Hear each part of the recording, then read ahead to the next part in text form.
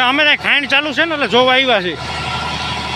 હું કાંઈ કોઈ પ્રકારની કંઈ રીત તો નથી અહીંયા, તો અમે ખાંડ જોવા આવ્યા છીએ. હા, તમે તમારે વિડીયો ઉતાર્યો, વાંધો નહીં, અમે ઉતારી છીએ.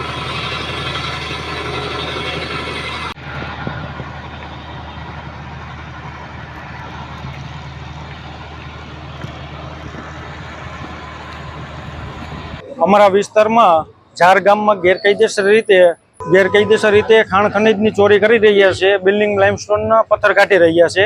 4 મહિનાથી સતત ખાણ ચાલુ જ છે. અમને જાણ થતાં અમે એને રૂબરૂ ટેલિફોનિક દ્વારા જાણ કરી કે ભાઈ ગેરકાયદેસર રીતે તમારું ચાલુ છે ને આજુબાજુમાં ગૌચર આવેલ છે. તે લોકોને અમે જાણ કરી, તેમે અમને રૂબરૂ બોલાવી જાનથી મારી નાખવાની ધમકી આપેલ છે.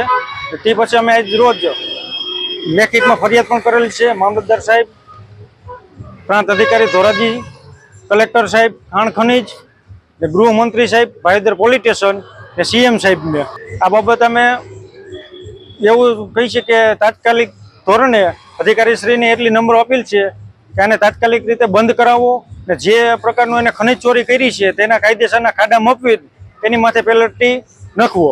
અમે ચરલિયા ગામથી આવું છું. અમારા ગામમાં ડુંગરમાં બેલાની ખાયણું ચાલે. એ બેલાનું ખાયણું અમારો જે ચરલિયાનો ગૌચાર છે એમાં ચાલે ને અમે એવી ઈચ્છા અમારી એવી માંગ છે કે એ બંધ કરાવી દે. એ 4 થી 5 મહિના ત્યાં ચાલે. હા, અમે બધા અધિકારીઓને, મામલતદાર સાહેબને, પ્રાંત સાહેબને, પછી ખાણ ખનીજને, સીએમ સાહેબને, પછી ગૃહમંત્રી સાહેબને, કલેક્ટર સાહેબને રજૂઆત કરેલી છે.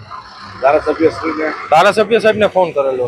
એને કીધું કે થઈ જશે એમ જેવો જવાબ કહે છે, કોઈ આવતા નથી, કઈ થતું નથી હજી. હા, અમને મારી નાખવાની ધામ ધમકી મળે છે, તો એનાથી અમે કઈ ડરવાના છીએ નહીં. અમારા જે કામ છે એ અમે કરવાના છીએ, નીડર બનીને કરવાના છે. અમારી માંગ એટલી છે કે એ વહેલી સમયથી એ બંધ થઈ જવું જોઈએ.